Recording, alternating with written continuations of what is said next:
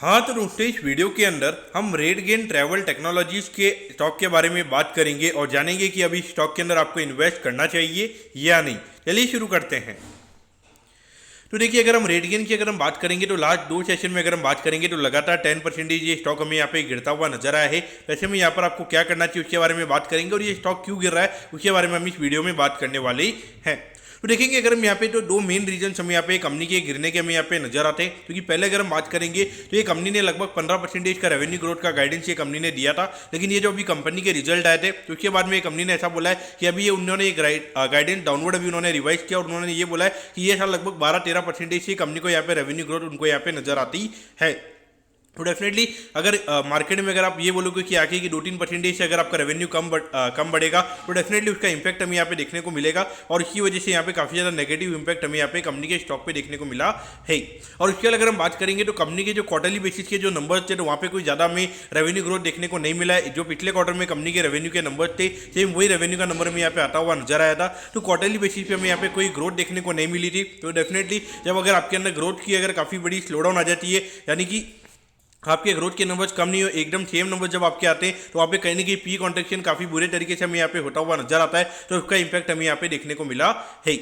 और इसके अलावा अगर हम एक और बड़े मेन रीजन की अगर हम बात करेंगे तो करंटली अगर हम बात करेंगे लगभग 1200 करोड़ के लगभग का कैश ये कंपनी के पास में पड़ा हुआ है। यानी कि जो अभी करंटली कंपनी का मार्केट कैप है उसके कंपेरिजन में अगर हम बात करेंगे अराउंड 20% ऑफ मार्केट कैप ये कंपनी के पास में हमें करंटली कंपनी के बुक्स ऑफ अकाउंट में एज ए कैश हमें यहाँ पे नजर आता है। तो लोगों ने यहाँ पे पूछा था कि क्या आप आने वाले टाइम पे कोई बाईबैक वगैरह या फिर कोई डिविडेंड वगैरह देने वाले हो, तो वहाँ पे कंपनी ने बोला था कि वो ये जो फंड है उसको यहाँ पे मर्जर एंड एक्विजिशन के लिए वो यहाँ पे इसको यूज करने वाले, उनको यहाँ पे कोई भी डिविडेंड और यहाँ पे उसके अलावा बाईबैक उनको यहाँ पे नहीं करना है। तो इसके रिगार्डिंग मार्केट ने उसको काफ़ी ज़्यादा नेगेटिव लिया है। क्योंकि लोगों को लगता है कि अगर आपको लग रहा है कि आपका स्टॉक ही अगर सस्ता है तो वहाँ पर अगर आप बाईबैक वगैरह करोगे, अपने कैश को अगर अच्छे से डिप्लॉय वगैरह करोगे तो वहाँ पर आपका ईपीएस थोड़ा बढ़ जाएगा। तो उससे कहीं नहीं कि आपकी जो स्टॉक के अंदर जो करेक्शन होगा वो यहाँ पे थोड़ा कम होता हुआ नजर आएगा। और लोगों को लगता है कि अगर आपके पास में 1200 करोड़ के लगभग का कैश है और तो क्यों ना हार्डली 200-300 करोड़ के लगभग के अपना कैश का एज ए डिविडेंड क्यों नहीं देते हो। क्योंकि वहाँ पे लोगों को लगता है कि कहीं ना कहीं जो 1200 करोड़ का कैश जो ये कंपनी दिखा रही है क्या एक्चुअल में वो है भी या नहीं है,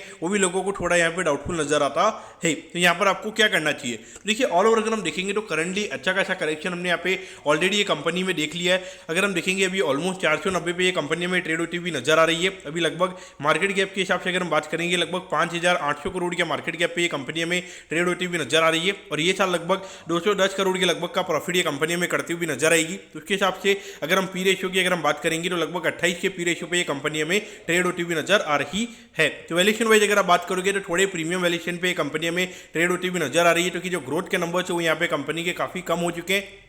वहाँ पे हो सकता है कि लगभग 25-26 के पी रेशियो पे ये कंपनी में जाती हुई नजर आ सकती है। लेकिन अभी रिसेंटली कंपनी ने ये बोला है कि थोड़े एक बड़े सॉफ्टवेयर कंपनी के साथ में यहाँ पे कंपनी के डील्स हुए हैं और यहाँ पे ये क्वार्टर में और यहाँ पे डील्स आने वाले टाइम पे हो सकते हैं। तो इसके रिगार्डिंग यहाँ पे थोड़ी रिकवरी हमें आने वाले टाइम पे देखने को मिल सकती है। तो यहाँ पर अगर देखा जाए तो लॉन्ग टर्म के हिसाब से अगर हम बात करेंगे, अगर 3-4 साल के हिसाब से अगर हम बात करेंगे तो डेफिनेटली यहाँ पर एक अच्छा अपॉर्चुनिटी हमें यहाँ पे नजर आता है। लेकिन आने वाले 5 से 6 महीने हो सकता है कि और पेनफुल यहाँ पे कंपनी के लिए रहेंगे। और अगर हम स्टॉक प्राइस के पॉइंट से अगर हम बात करेंगे तो हो सकता है कि आने वाले 5 से 6 महीने में जब तक ये कंपनी के नंबर्स नहीं आएंगे, क्योंकि 5 से 6 महीने ऐसा हो सकता है कि ये वाला जो क्वार्टर है और जो अगला क्वार्टर है वहाँ पे कहीं नहीं कि थोड़ा हमें यहाँ पे ग्रोथ के नंबर्स काफ़ी कम नजर आएंगे। तो उसकी वजह से हो सकता है कि स्टॉक हमें यहाँ पे इतना इजीली रिकवर करता हुआ नजर नहीं आएगा। तो इसलिए अगर आपका थोड़ा बड़ा व्यू है तो उसके हिसाब से आप यहाँ पे को देख सकते हो। लेकिन अगर आपको 5 से 6 महीने के लिए अगर ये स्टॉक को लेना है तो मेरे हिसाब से अवॉइड करना यहाँ पे सही रहेगा। दोस्तों मैं कहता हूँ कि रेडगेन ट्रैवल का स्टॉक क्यों गिरा ये आपको समझ में आ गया होगा और यहाँ पर आपको क्या करना चाहिए उसके रिगार्डिंग भी यहाँ पर आपको अच्छे समझ में आ गया होगा। ओके दोस्तों,